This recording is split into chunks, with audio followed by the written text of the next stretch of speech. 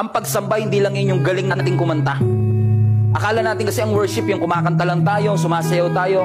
All of these are elements of worship as well. But worship is never about the song that you sing. It's the sacrifice that you bring. Ano yung mga sakripisyong ibinibigay mo sa Panginoon? That is your worship. Katulad ng babae, remember yung immoral woman na lumapit sa paanan ng Panginoon sa Luke chapter 7 and John 12? Yung lumapit sa paanan ng ating Panginoong Jesus, ang feeling niya, ang dumi-dumi niya. Feeling niya hindi siya karapat-dapat sa Panginoon. Pero yun ang gusto ko sa Panginoon, kahit gaano kakarumi. Pwede kang lumapit sa Kanya. Kaya Kanyang tanggapin. You are never too far para maabot ka ng ating Panginoon. Ano man ang nagawa mo, nakalimot ka man sa Diyos, every time you come to Him, lalapit ka sa Kanya. Ang kamay ng Lord bukas lang lagi at tanggapin tayo. Alam kong marami tayong naoohan na mali. Pero kapag pumunta ka sa Panginoon, and you say, yes Lord, I'm gonna follow you. Yes Lord, I'm gonna serve you. Ito lang na sigurado ko, hindi ka i-disappoint ng Panginoon, hindi ka niya ipagtatabuyan. Ang Diyos, kapag lumapit ka, kahit na 5 taon ka nang hindi nananalangin, but the moment you start praying and confessing, hindi nakasara ang langit para sa iyo. Kahit birthday ka lang nananalangin, hindi nakasara ang langit sa iyo kasi ang grasya ng Diyos masyadong malaki na kayang i-cover ang lahat ng ating pagkakamali. At katulad ng babaeng itong immoral, prostitute ang description sa kanya ng ibang translation, lumapit siya sa paanan ng ating Panginoon, umiiyak siya sa Panginoon kasi alam niya ang kanyang pagkakamali. Alam niya na nakapag-yes ako sa mga maling bagay. Alam niya marami ako nagawang mali sa harapan ng ating Panginoon. Pero hindi siya pinagtabuyan ng Panginoon. In fact, yung mga nakapaligid kay Jesus pa ang nagsasabi, sino yan? Kung alam lang ni Jesus kung sino yung lumalapit sa kanya na yan. Di ba propeta siya?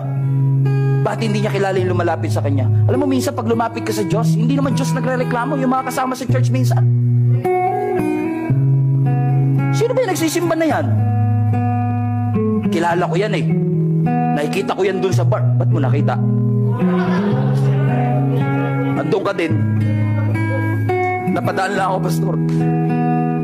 Nag-survey kasi ako dun eh. Pero nakakatuwa, mga kapatid, sa ating Panginoon, hindi kanya ipagtatabuyan.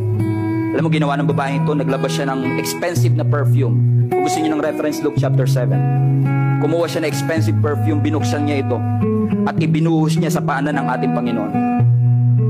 At para matuyo yung kanyang buhok, which is a symbol of glory ng mga babae, especially at that time. Kung pamilya kayo sa Middle East, lagi nakatakip ang kanilang buhok. Tinatago talaga nila yan. Para lang yan sa mga taong close sa kanila, asawa nila and all of that. Pero at that time, tinanggal niya yung kanyang veil, pinunasan niya ng buhok niya ang paanan ng ating Panginoon. Expensive perfume.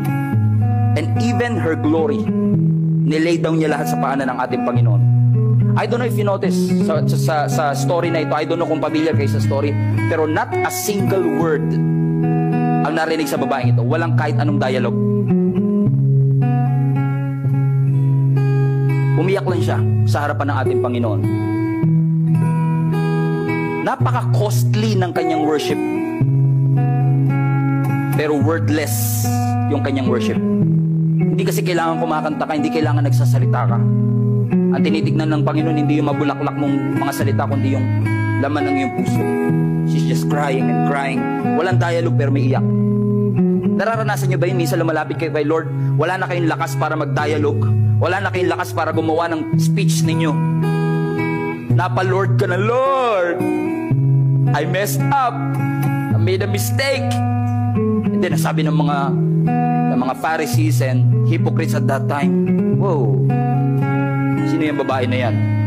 And even the disciple of Jesus, Judas, sabi ni Judas, sayang, kung ibinenta niya na lang sana yung pabango, tinulong sa may hirap, makinabang pa sana yung iba.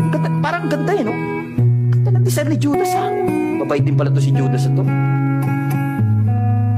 Pero actually, that is a hypocritical concern. And Jesus knew that. Kasi para kay Judas, yung ginawa ng babae sa waste. Para kay Jesus, it's extravagant.